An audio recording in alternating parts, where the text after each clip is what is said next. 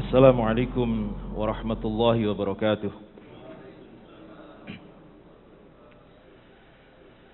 Bismillah, alhamdulillah, wassalatu wassalamu ala rasulillah, la hawla wa la quwata illa billah, amma ba'd. Puji syukur kepada Allah subhanahu wa ta'ala atas semua limpahan karunia nikmatnya. Salawat serta salam mari kita selalu haturkan kepada Nabi kita Muhammad sallallahu alaihi wasallam. Mudah-mudahan kita mendapatkan syafaat beliau hingga yaumul akhir. Amin ya rabbal alamin. Para bapak, ibu dan jamaah sekalian, kita lanjutkan kisah tentang Sayyidina Utsman ibnu Affan. Jadi setelah kedahuluan Utbah bin Abi Lahab, kedahuluan apa Pak kalau ini? Melamar ya, kedahuluan melamar. Jadi Sayyidina Utsman ini pemalu, kalau langsung itu malu ya. Akhirnya kemudian beliau berdagang dulu supaya nanti kalau datang ke rumah Nabi yang waktu itu belum jadi Nabi, itu ada alasannya, sambil bawa oleh-oleh gitu ya. Sambil bawa oleh-oleh, kemudian ngomong-ngomong, saya mas begini. Nah, maksudnya begitu. Ternyata setelah pulang sudah dinikahi oleh Utbah bin Abi Lahab. Masya Allah. Setelah peristiwa itu kemudian Sayyidina Utsman lebih menyibukkan diri, lebih giat untuk berbisnis. Biasanya di Syam itu PP hanya 3 bulan. Mulai saat itu lebih lama lagi, 5-6 bulan. Masya Allah. Hingga suatu saat, saya ngulang sedikit. Hingga suatu saat beliau bermimpi melihat seseorang yang menyeru, "Ayuhan nayamu, wahai orang-orang yang tidur, ajibu, datanglah kalian, ajibu, sambutlah kalian. Fa inna Ahmada kharaja min Makkah." Sesungguhnya saat ini ada seorang yang bernama Ahmad atau Muhammad kharaja min Makkah. Dia keluar dari kota Mekah. Wahai orang-orang yang tidur, sambutlah karena sesungguhnya Ahmad telah keluar dari Mekah. Masya Allah. Sayyidina Utsman penasaran, belum paham apa yang dimaksud dengan yang dilihat di mimpinya itu. Karena penasaran, maka beliau segera berkemas-kemas untuk pulang ke Mekah. Padahal belum jadwalnya, Pak. Jadwalnya minimal 5-6 bulan. Beliau berkemas-kemas pulang ke Mekah. Nah, sesampainya di Mekah, kemudian beliau langsung menuju ke rumah bibinya, Saudah binti Khuraizi. Saudah Malif. Masya Allah, terkenal di zamannya. Terkenal di zamannya. Sekarang isih terkenal Bu teng Siwalankerto niku Bu. Jenengan tanggal tiyang Siwalankerto, Bu Saudah kenal sedaya. Masya Allah. Saudah binti Khuraizi. Bibinya ini juga penasaran. Loh, lah kok wis mulih?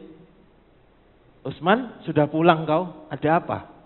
Apakah ada sesuatu yang penting yang terjadi? Lalu Utsman mengatakan, wahai bibi, aku bermimpi begini dan begitu.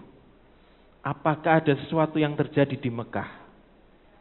Kemudian Saudah mengatakan, ada seseorang yang soleh, baik dan juga dekat denganmu. Seseorang yang soleh, baik dan juga dekat denganmu.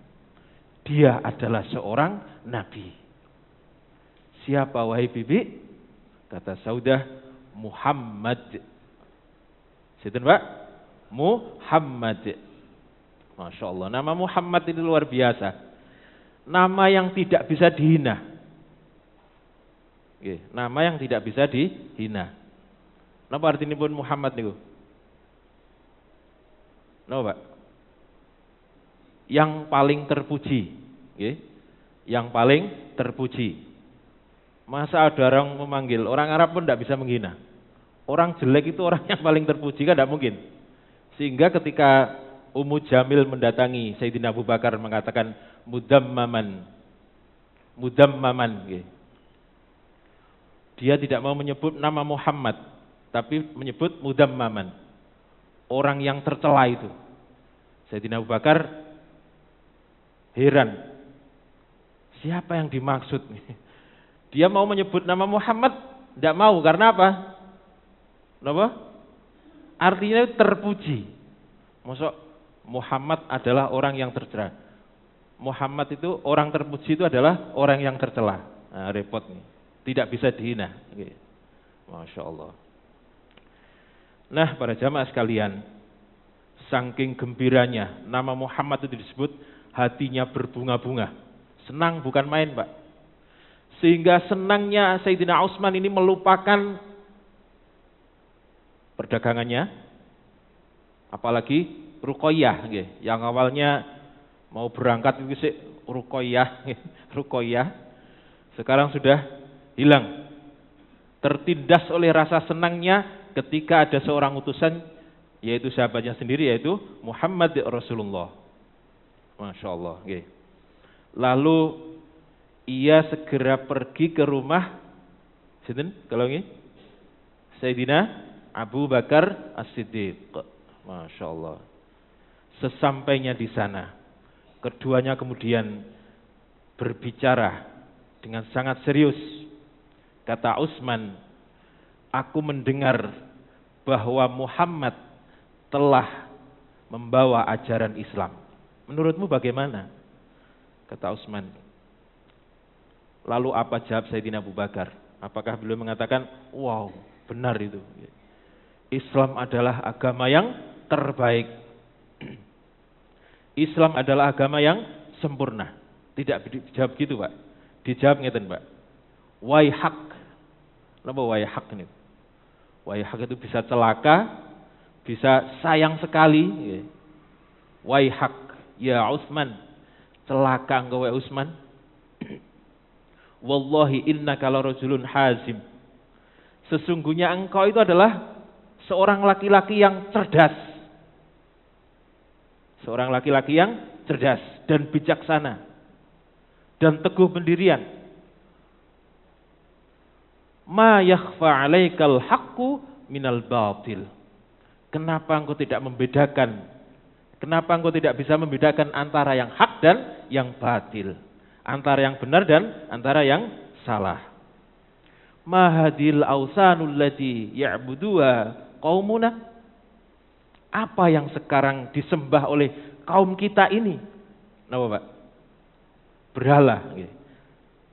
Alaisat hijaratun samma'a la tasma'u wa la tubsiru. Bukankah yang mereka sembah itu adalah batu? Samma'a la tasma'u, juga tidak bisa mendengar, wala tubsiru, dan juga tidak bisa melihat. Samma la tasma'u wala tubsirun, wala yadurru, dan tidak bisa membahayakan, wala yanfa'u, dan tidak bisa memberi manfaat. Jadi kalau diterjemahkan langsung, celaka engkau wahai Utsman, atau sayang sekali engkau wahai Utsman. Demi Allah, engkau adalah seorang laki-laki yang bijaksana, cerdas, teguh pendirian. Tidak pantas bagi orang sepertimu kemudian tidak bisa membedakan antara yang benar dan yang salah. Apakah patung-patung yang disembah oleh kaum kita ini, bukankah itu hanyalah batu-batu yang bisu? Berarti yang pertama tadi bisu, ngapunten salah. Sumum apa? Sema'un bisu. Yang tidak dapat mendengar, tidak dapat melihat, tidak dapat memberi manfaat maupun madharat. Masya Allah. Lalu Sayyidina Utsman mengatakan, wa anta ya Abu Bakar, dan engkau bagaimana wahai Abu Bakar? Lalu jawab Sayyidina Abu Bakar, na'am. Na'am. Hadza Muhammad bin Abdullah. Inilah Muhammad bin Abdullah. Qad ba'atsallahu ilal khalqihi. Sesungguhnya dia telah diutus kepada makhluknya. Sesungguhnya dia telah diutus kepada makhluknya rasulan, sebagai seorang rasul. Fa'ajibu, maka penuhilah panggilannya. Ilallahi, kepada Allah. Fa inni, maka sesungguhnya saya, kata Abu Bakar, qad amantu, sungguh saya telah beriman, bihi, dengannya, wa saddaqtuhu, dan saya juga telah membenarkan apa yang dibawa olehnya. Nya siapa, Bu? Rasulullah. Masya Allah. Iya, inilah Muhammad bin Abdullah. Allah telah mengutusnya sebagai seorang rasul kepada seluruh manusia. Maka penuhilah seruannya kepada Allah. Sungguh aku telah beriman kepadanya dan membenarkannya. Masya Allah. Maka melalui Sayyidina Abu Bakar inilah Sayyidina Utsman kemudian menyatakan keislamannya, asyhadu an la ilaha illallah wa asyhadu anna Muhammadan Rasulullah. Masya Allah. Jadi inilah penyebabnya, Pak nggih. Kenapa Sayyidina Abu Bakar itu dikatakan oleh Nabi bahwa andaikan seluruh iman penduduk bumi ini ditimbang dalam satu timbangan yang menyatakan keislaman sana, sementara iman Sayyidina Abu Bakar sendirian di sebelah sini, maka imannya Sayyidina Abu Bakar akan lebih berat. Jadi sebagian orang itu rata-rata, Pak, 6 dari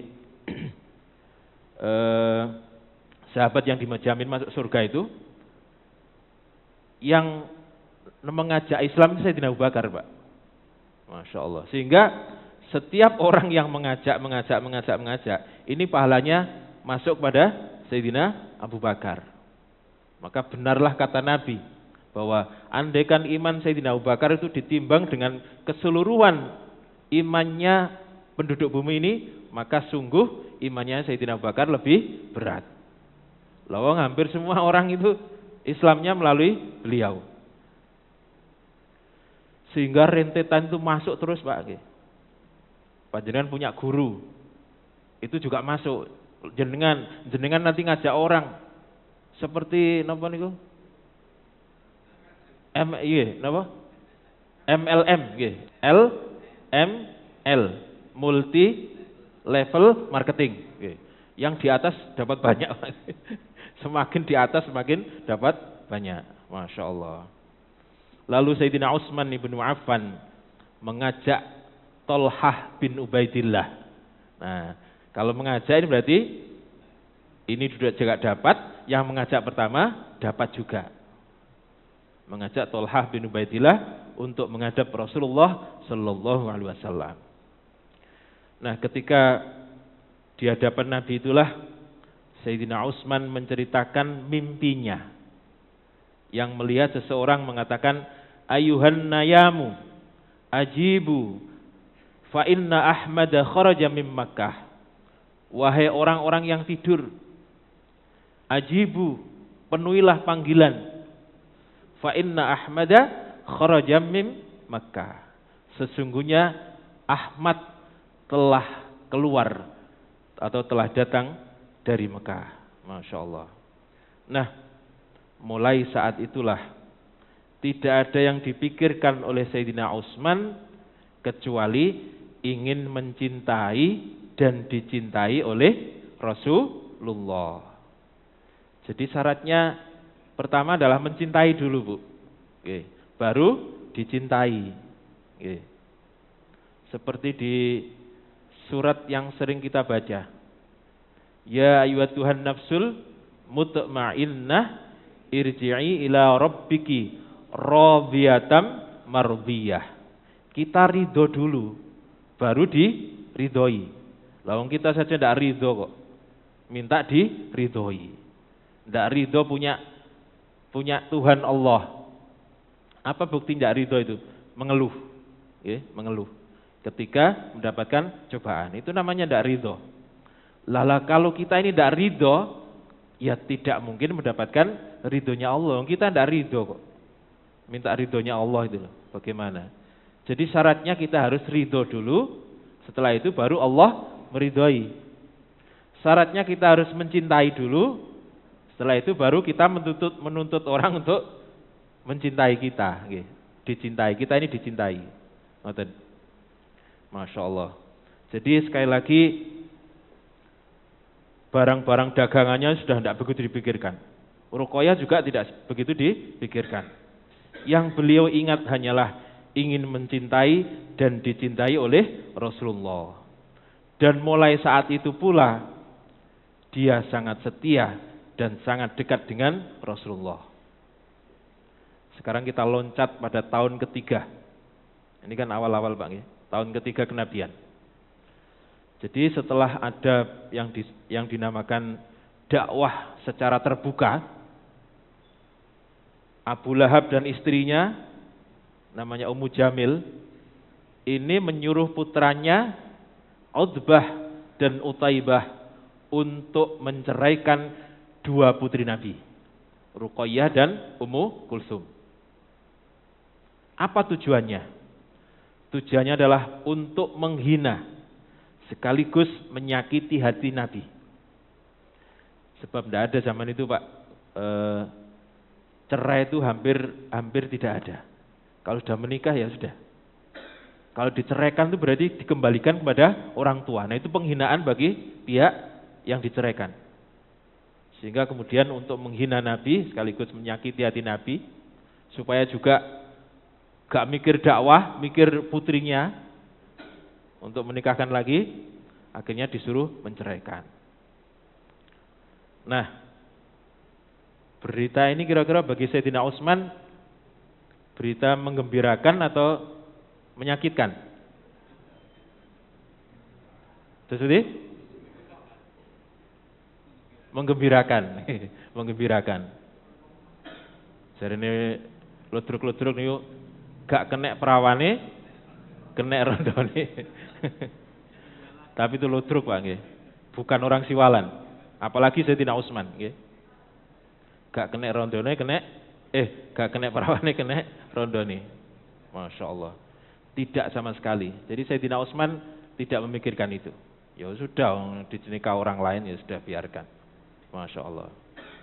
Jadi sama sekali tidak ada pikiran yang begitu.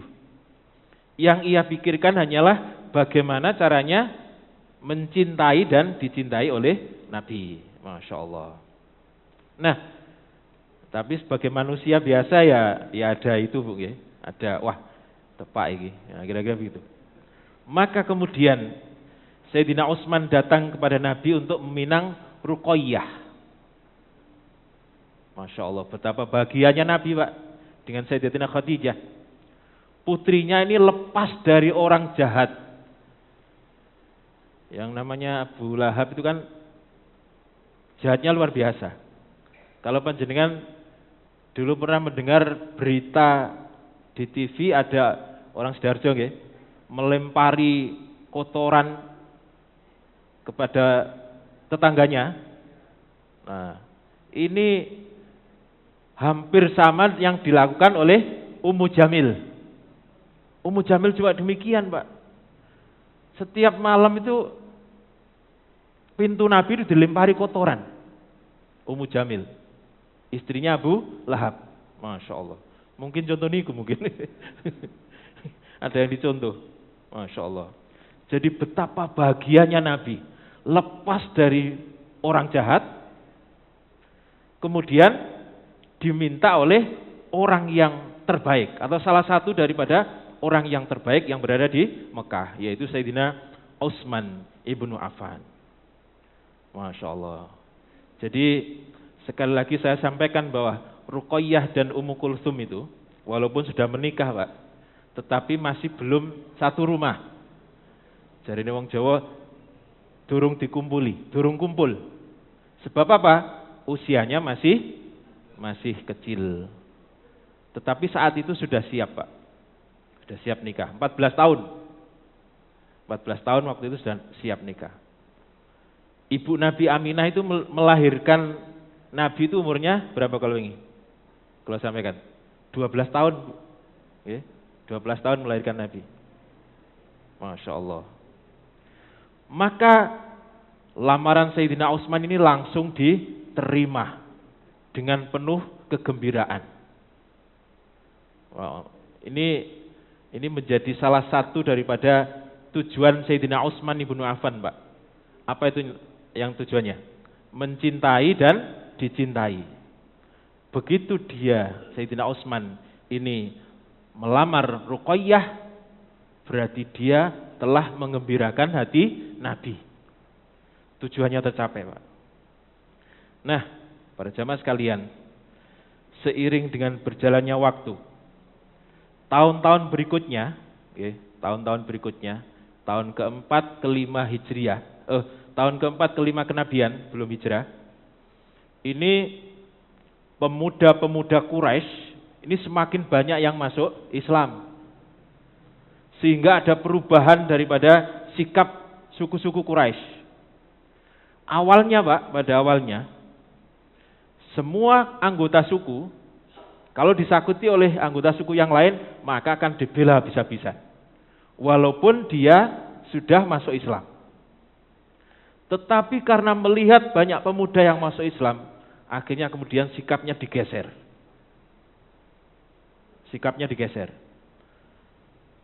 Tidak ada perlindungan atau mereka lepas tangan dengan pemuda-pemuda yang sudah masuk Islam. Mau disiksa, mau diapa, tidak ada urusan. Sehingga mulai saat itulah terjadi intimidasi yang tidak terkendali. Oke. Termasuk yang disiksa adalah Sayyidina Utsman ibnu Affan. Sayyidina Abu Bakar juga demikian. Ketika Sayyidina Abu Bakar lewat itu ada yang nyirat pasir, dilempar pasir itu. Kemudian sukunya yang berada di sampingnya itu mengatakan, wa umadul, malah dingatakan, yaitu salahmu sendiri, kenapa engkau ikut agama Muhammad. Sayyidina Utsman ini suatu saat ditahan oleh pamannya, diikat, nggak dikasih makan pamannya, yaitu Hakam bin As. Kalau bapaknya namanya Affan bin As. Bapaknya sudah meninggal, Pak, bapaknya Sayyidina Utsman ini. Maka tanggung jawab dipegang oleh pamannya, yaitu Hakam bin As. Lalu ditanya, bencikah engkau kepada agama leluhurmu sehingga engkau berpindah ke agama Muhammad? Demi Tuhan, aku tidak akan membiarkanmu sehingga engkau meninggalkan agama yang engkau anut saat ini. Itu kata pamannya. Nah, para jamaah sekalian, sekali lagi posisi Sayyidina Utsman itu diikat di pohon, Pak. Enggak dikasih makan. Terus ditanya begitu. Tetapi Sayyidina Utsman tetap bertahan dan menolak untuk meninggalkan Islam. Akhirnya paman ini menyerah, Pak. Apa malih delok Sayyidina Utsman melas gitu. Lawa orang enggak pernah apa-apa gitu. Enggak pernah melawan. Diikat ya semeneng ngono ae. Enggak dikasih makan ya semeneng ngono ae. Nggih. Wis apa jare ngene. Dadakno ditanya begitu dan jawabannya, saya tetap tidak akan meninggalkan Islam. Akhirnya pamannya kemudian menyerah dan membebaskan Sayyidina Utsman. Nah, para jamaah sekalian, melihat kondisi seperti itu, akhirnya kemudian Nabi ini terfikir bagaimana supaya para sahabat ini terlepas dari intimidasi atau penyiksaan itu. Beliau lalu mengatakan, menyebarlah kalian ke muka bumi ini, suatu saat nanti Allah pasti akan menyatukan kalian kembali. Para sahabat bertanya, kemana wahai Rasulullah kami harus pergi? Lalu Nabi menunjuk ke arah Habasyah. Habasyah itu sekarang menjadi 4 negara. Sudan, Eritrea, Ethiopia, dan yang terkenal dengan perompak laut itu, Somalia. Jadi Somalia itu negara yang penduduknya banyak yang Islam, Pak, tapi terkenal dengan perompak lautnya. Bolak-balik napa niki? Menyandra orang Indonesia. Masya Allah, perompak nih. Lalu mengatakan, jadi Nabi menunjuk ke arah Habasyah lalu mengatakan, lau kharajtum ilal ardil Habasyah, andaikan kalian keluar ke negeri Habasyah, fa inna biha, maka sesungguhnya dengannya Habasyah itu, malikal la yutlamu indahu ahadun, ada seorang raja yang tidak akan pernah menzalimi seorang pun yang berada di sisinya. Wahya ardun sadiq, wahya ardun sidqun, dan itu adalah bumi yang jujur. Hatta yaj'alallahu, sehingga Allah menjadikan lakum bagi kalian farajam mimma antum fi. Masya Allah. Jadi seandainya kalian pergi ke Habasyah, sesungguhnya di sana ada seorang raja yang tidak akan pernah menzalimi seorang pun yang berada di sisinya. Negeri itu adalah negeri yang baik, hingga Allah memberikan jalan keluar bagi kalian dari keadaan yang sekarang kalian alami. Masya Allah. Maka dengan demikian para sahabat pun mulai berhijrah, Bu. Malam-malam sembunyi-sembunyi, jam 1, jam 2 jalan. Mereka sepakat untuk bertemu di suatu tempat. Dan salah satu orang yang hijrah pertama kali ke Habasyah adalah Utsman ibnu Affan. Masya Allah. Ruqayyah, bagaimana Ruqayyah? Oleh Khadijah sebenarnya ditahan, Bu. Jangan ikut dulu. Apalagi waktu itu sudah hamil.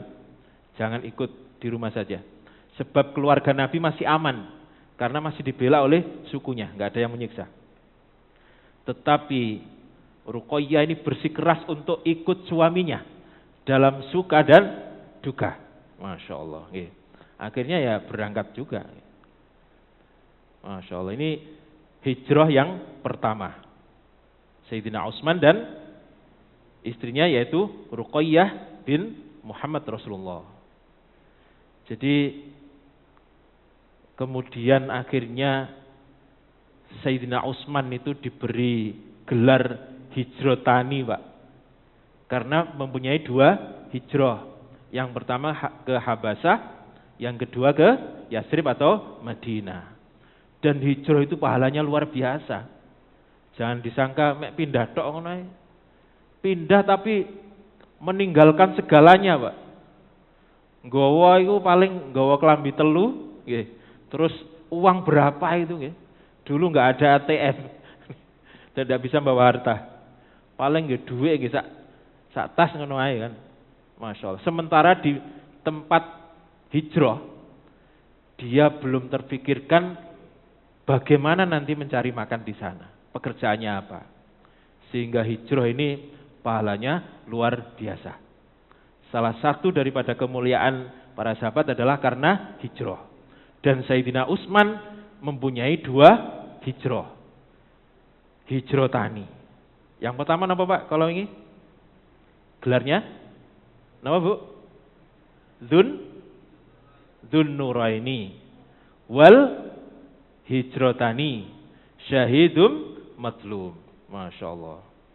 Lalu bagaimana kisah perjalanan menyeberangi lautan bersama dengan sang istri ke Habasyah akan kita bahas pada pertemuan yang akan datang. Demikian, kurang lebih mohon maaf, mudah-mudahan manfaat. Assalamualaikum warahmatullahi wabarakatuh.